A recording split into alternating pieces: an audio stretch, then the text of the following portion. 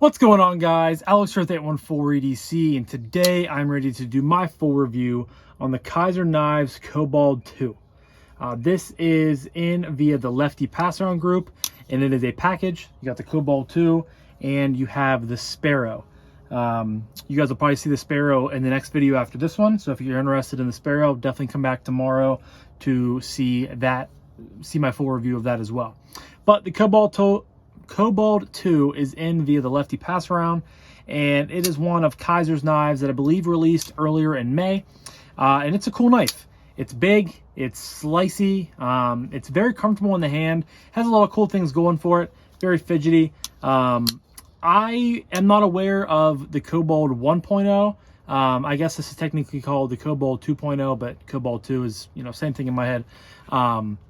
But I am not familiar with the Kobold 1.0, so I don't know how old of a model that is. I'm not super familiar with it, so I don't know much about it. But I will say the Kizer Kobold 2.0 is dope.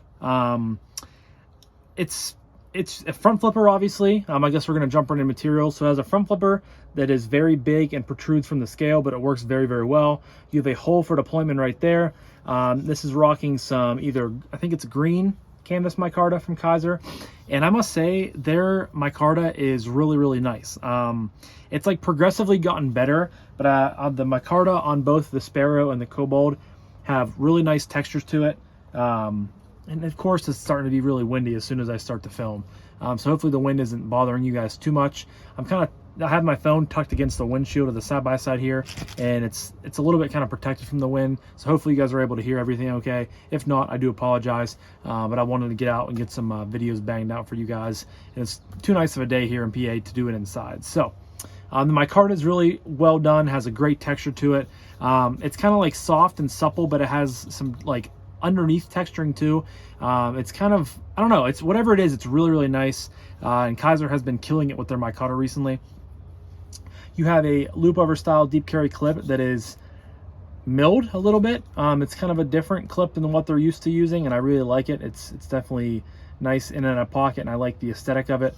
It is only righty carry. I'm not sure why they couldn't have tapped for lefty carry. That's a little confusing, but it is what it is, I guess. It's on bearings. There is a backspacer. You have a beautiful Warncliffe style blade with like a poon up here. That's a little unique. It's kind of like a rhino horn in my opinion. It definitely gives me like rhinoceros vibes, but you have it in 154 cm right there. Kizer logo with the serial number, Kobold 2, and then there is the designer's logo as well, which I'm not sure the designer on this one. Of course, it's on bearings. You have a liner lock, and it's very, very easy to access the liner. There is internal milling on both sides. You have two big pockets on the show scale side, and then two smaller pockets on the liner lock side, as well as a relief cut. Blade length is 3.66 inches, and overall weight on this is just over 4 ounces. But honestly, it's a bigger knife, so you're kind of expected to have a little bit more weight. But with that milling and the micarta, this does not feel like 4 ounces. Honestly, it feels closer to 3. So it's really cool how they're able to disperse and distribute the weight evenly throughout the knife, and it feels really, really good. Definitely definitely does not feel like a 4 ounce knife. Take a sip of water real quick here. And again, I apologize if hopefully you guys were able to hear everything okay. That's like my biggest fear whenever I come out here and film, is that the wind and the leaves and everything like that overeats the audio that I'm producing. Because I was actually, I moved the side-by-side to face, I pulled in one direction, was about ready to film, and then it started being windy. I was like, okay, well, it's coming from this way.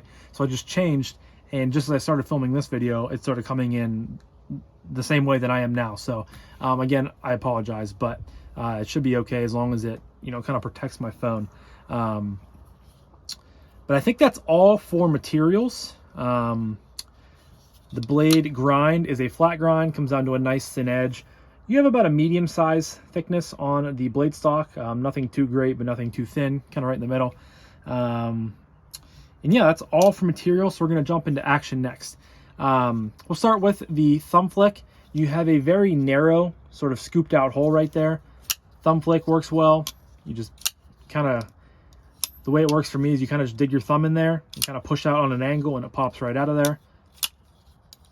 Middle finger flick works really well. Same thing, you kind of just dig your middle finger, like the palm or the pad of your fingertip in there, flies right out of there. Nice and smooth, snappy. The detent is tuned nicely. You guys can hear it falling right back into place. The size of the blade and length of the blade definitely help with the drop shot action.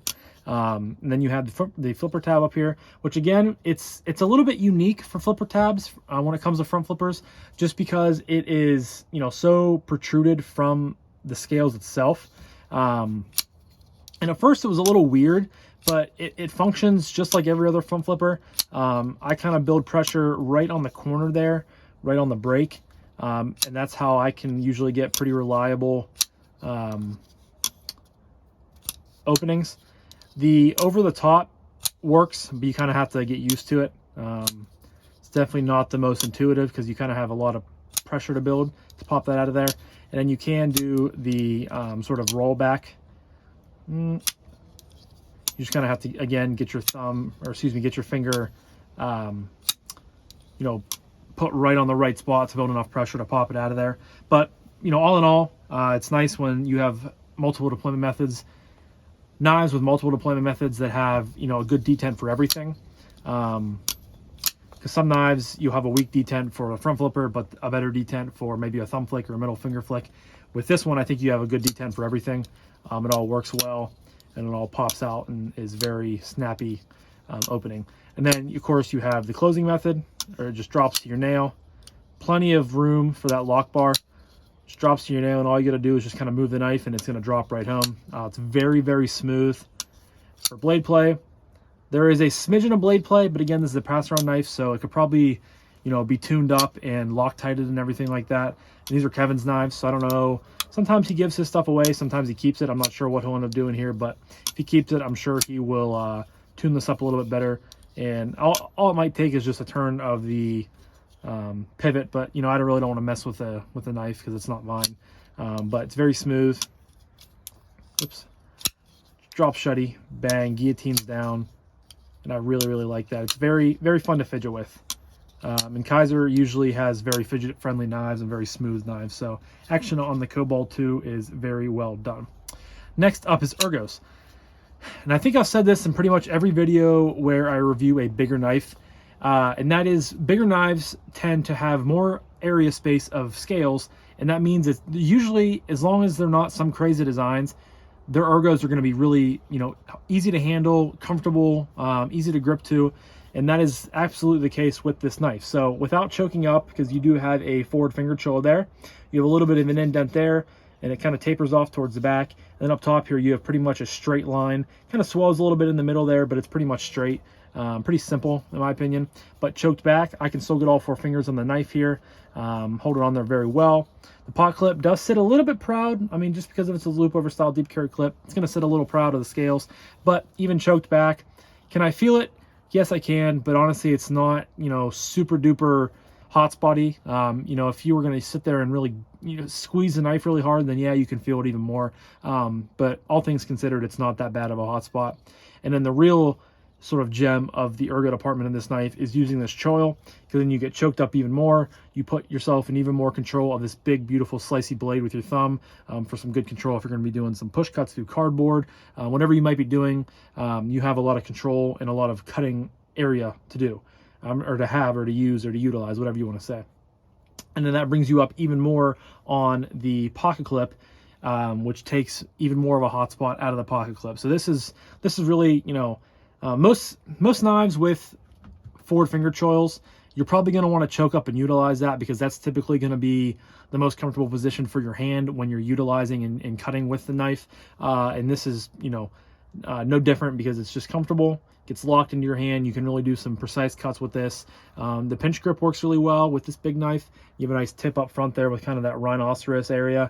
It allows you to drop in and do, if you have to cut labels, you know, cut around something, you're going to get a lot of control with a nice pinch grip.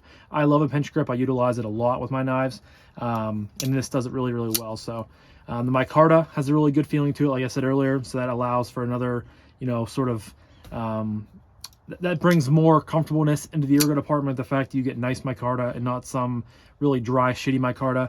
Kizer definitely knows what they're doing with that. So all in all, ergos are really good and very comfortable, very easy to grip onto and go to work with it. So ergos are good. Next up is carry. Now, like I said, this is a bigger knife, but it conceals itself into kind of a nice little slim package. It's not a super slim knife, but it's not like, for being a 3.66 inch blade, it's definitely not super duper, protruding or anything like that. You have the blade that kind of tucks itself away. You do have this flipper tab up there that kind of protrudes a little bit, but really that's it. Overall weight is right around 4 ounces, but it doesn't feel like that.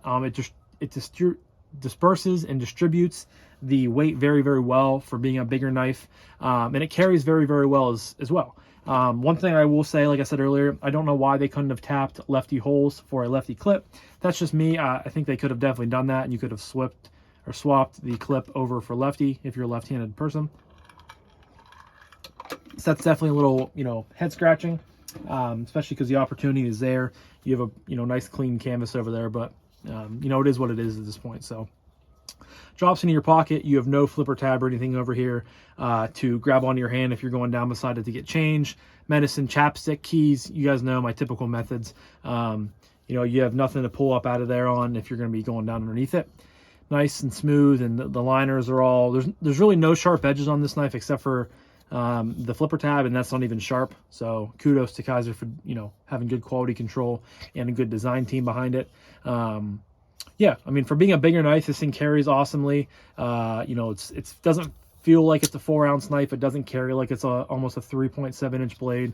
So all in all, again, no complaints at all with really any of my categories so far. So that leads me to my final category of price point and what I recommend this knife. And I can absolutely recommend this knife, guys. If you are a fan of front flippers with Wharncliffes and micarta and, just everything put together, basically, if you like a Kizer knife and you like big knives, you're going to like this knife.